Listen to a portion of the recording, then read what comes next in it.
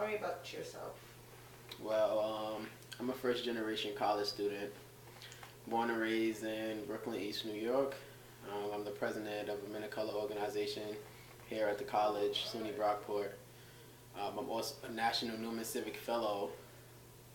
Um, I'm passionate about social justice, definitely. I'm also adaptive physical education major, which is a concentration in working with kids that have a disability. Why that major? Why the major? Mm-hmm. Well, when I first graduated from high school, I really didn't know what I wanted to do going into college. I kind of did liberal arts for 2 years and graduated from Queensborough Community College, and then I transferred to SUNY Brockport. But in the process of all of that, I just started thinking about some of the things that I was really good at and some of the things that I was passionate about. And in the beginning, I was thinking I should be an English major because I love to read and write. But I'm too hands-on, and I would not be able to just stand in the classroom and just talk for hours. That's not my personality. So, I was also an athlete. I played football. I ran track and I boxed for a point in time. So I was like, physical education has allowed me to stay physically fit. But I also wanted to help people. So the concentration in adaptive would allow me to work with kids that have a disability in education. So that was the reason why I chose it. And Brockport was the best school. It was either here or Cortland. So that's why I came here. You mentioned the things that you do on campus. Can you go into that? So the things I do here on campus, I'm surprised that I do some of the things that I have done on this campus. When I first came here from the inner city, it was definitely a culture shock. And I actually had a racist roommate my first semester here at the college. So that kind of woke me up, like, wait a minute, like, racism is real. Microaggressions, this stuff is real. Like, this is not stuff you read about or you just see on TV. So as I was going through it personally, it made me passionate about the issues myself. So I had joined the movement organization my first semester here, and I was the director of programming. So my job was to make students aware of the events that we have and go about how I'm going to promote the event and grab the students' attention to bring them to our event. And from there, I was actually I started this year with being the academic coordinator for Men of Color. And within a few weeks, I moved up to the president of Men of Color. And since then, some of the things that I have been doing, the first thing that I actually did was reach out to University Police and Brockport Police and try to collab for Brockport Night Out, which happened in the beginning of September.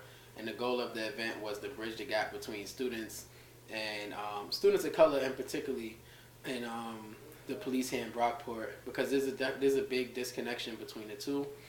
And I just feel like bringing both parties together would be a really good way for us to all get to know each other, and see each other for just human beings. Because I feel like a lot of a lot of issues here at the college with the police and the students of color in particular. And it's like, this is time to get to know students of color for just students and not the color of their skin. And this is the perfect time for students of color to get to know officers for just a human being and not their uniform. Why the transition from the movement to Men of Color?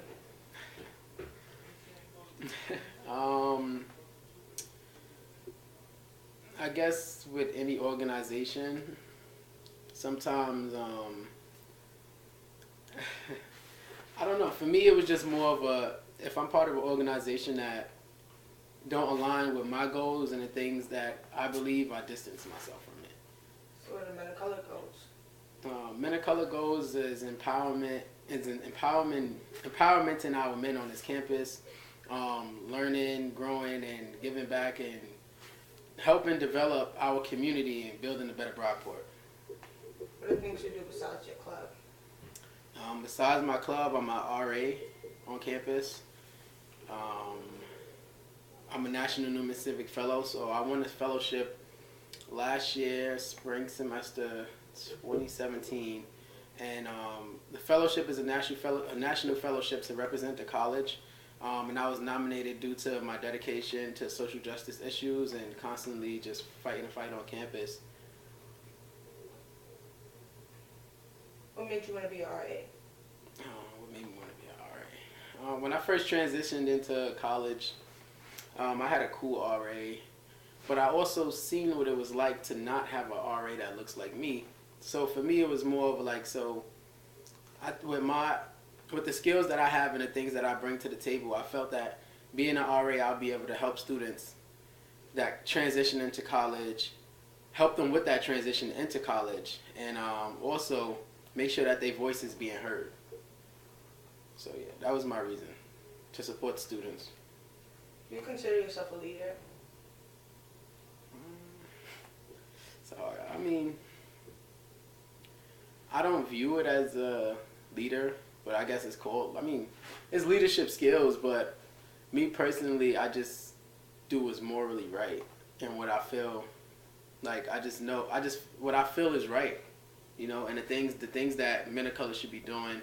I think the things that we do, I feel like this is what we should be doing, and I don't really view it as leadership skills, and I don't know. You mentioned a lot of things on campus. What are things like you do, like not in the Brockport area, and not for like Brockport purposes, like?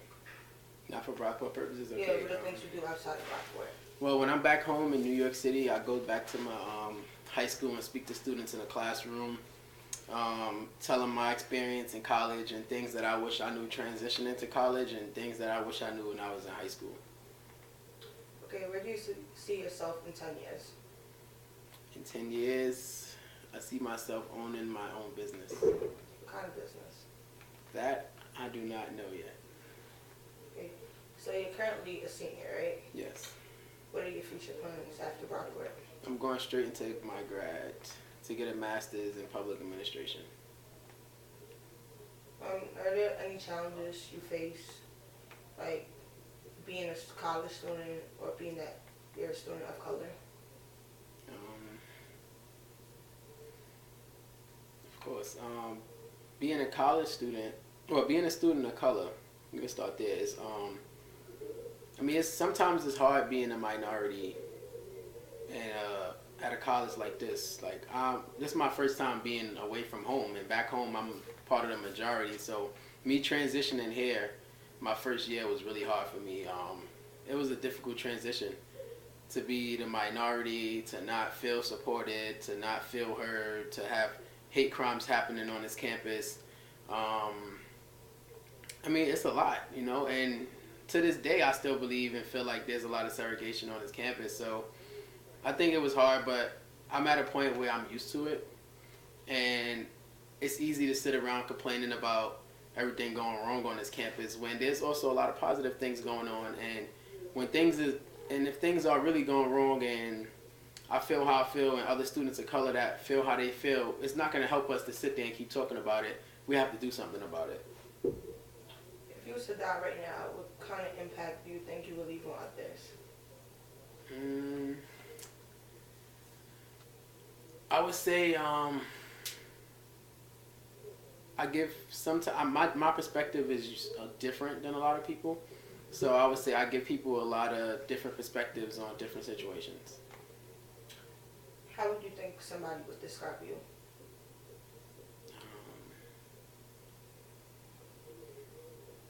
Outspoken, definitely outspoken. Listen very well. I definitely speak my mind. I do not bite my tongue. Somebody will tell you that. But really thoughtful in the things that I say and the things that I do, and say that I'm a person that really care about what's going on here. Okay, so you do a lot of leadership work, and you have a lot of leadership positions. Tell me about someone who has influenced you and your decisions you have made, or you're just doing this for yourself.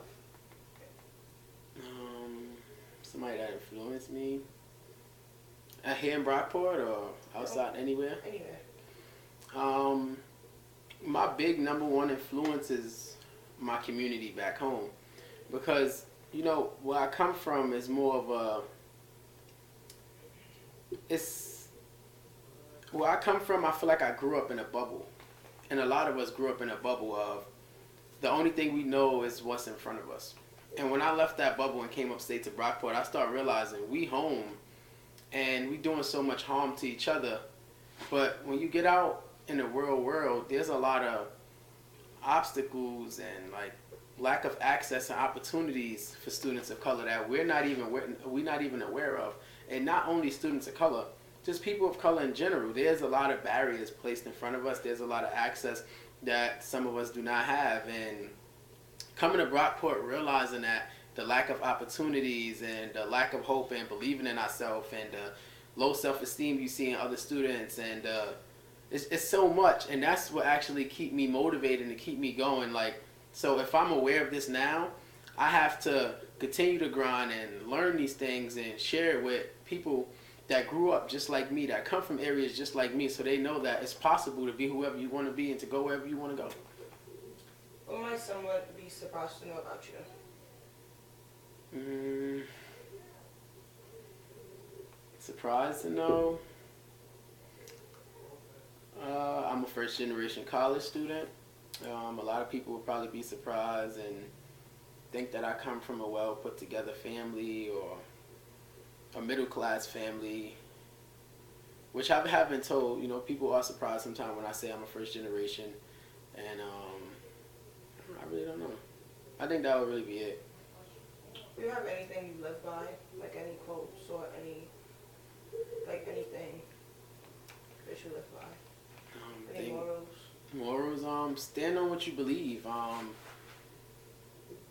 Do not change what you strongly believe because everyone else disagrees with you. And I say that from my perspective is, even when I first became the president of Men of Color, some things that I would bring up, people would be like, what? You can't do that because this never happened, or we don't do that, or that's not common. And it's like, so if you constantly keep doing the same thing over and over and expecting change, that's insanity. So now when you stick to what you believe and say, no, we're going to give this a try, and you do it and it's successful, now people understand. Everybody's not going to always see, and I learned this, people are not going to always see your vision until sometime it's done. You get what I'm saying? And after the work is done, they say, oh, now I see what you did. So sometime, like Martin Luther King and the Malcolm X's, those are the people that really made change, and they had ideas and they did things not everybody else did, or they had visions not everybody seen. And then once they started to execute and people started understanding that, that's exactly when people say, you know what, whoa, what that dude is doing is powerful. And now I want to join him. And now I see what he was saying in his point of view. So I said that to say, don't change what you believe, and don't to change the things that you stand on and your morals because somebody else disagree or they bring a different perspective.